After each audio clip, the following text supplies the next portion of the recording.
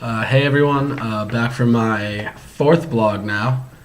And for this week's blog, the prompt was to choose one of the three prompts at the end of the video and respond.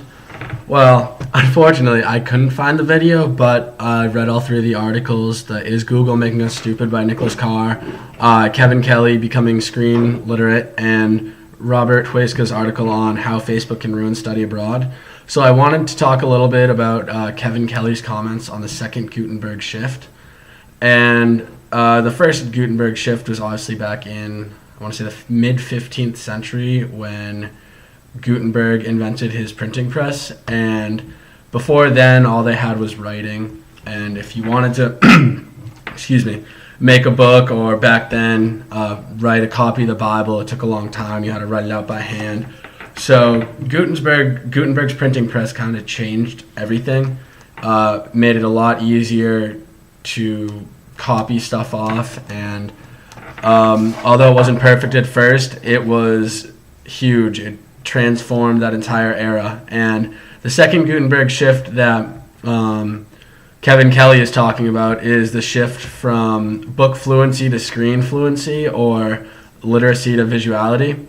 And to me, that basically it was kind of a cool article to read, because it talked about how, I guess towards the end of the article, it talked about how one day, hopefully, we should all expect, once we become fully screen literate, I believe that was the term, or screen fluent, that we will be able to see a picture of something online, just cut out an actor and put it into our own movie and just play that movie or do something to that sort. And although it might seem a little far-fetched right now, I do not believe that is out of the question at all, especially for the way the technology is developed.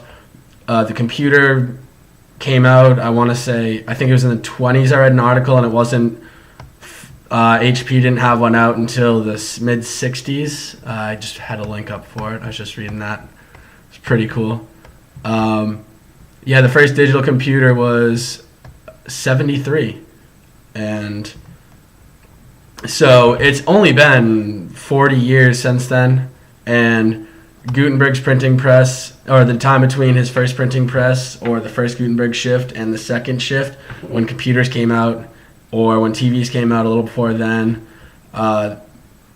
that's almost 500 years between the two of them. And it's only been 40 years, and we've been able to go from a huge computer that really wasn't readily available to anyone, to a laptop that everybody carries around, or their tablet that they have, or their smartphone in their pocket.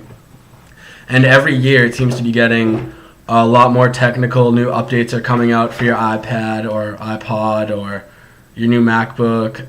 Siri came out. We've been able to talk to our phone to then pull up information for us. I think it's a little bit lazy and a little bit of a reach, but that's just my opinion, and I've seen my friends use Siri, everybody use Siri. So just something like that. I mean, I'm sure like 50 years ago or something, that idea seemed crazy and far-fetched, but here we are now. We're in the age of technology, and I feel like each day everybody's coming out with new stuff and new ideas. So I feel that it's only a matter of time that we'll be able to go onto our computer and cut out a picture of somebody, or cut out a certain scene from a movie and put it in our own movie on iMovie or Windows Movie Maker or whatever we use. And I don't think it's going to take too long until we have the capability to do that. And then the other article I really liked, just wanted to talk about it quick, was how Facebook can ruin study abroad.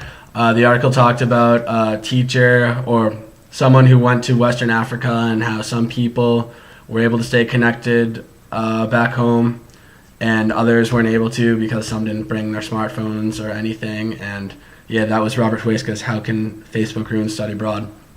And I thought that was very interesting. I don't really use Facebook to contact anybody from back home that much, or to make my blogs. Most of the time I use it just to contact people in our group, because not everybody here has French phones, so I guess it's the easiest way of communication here. But that's it for me today. Looking forward to get to that next blog. Talk to you later.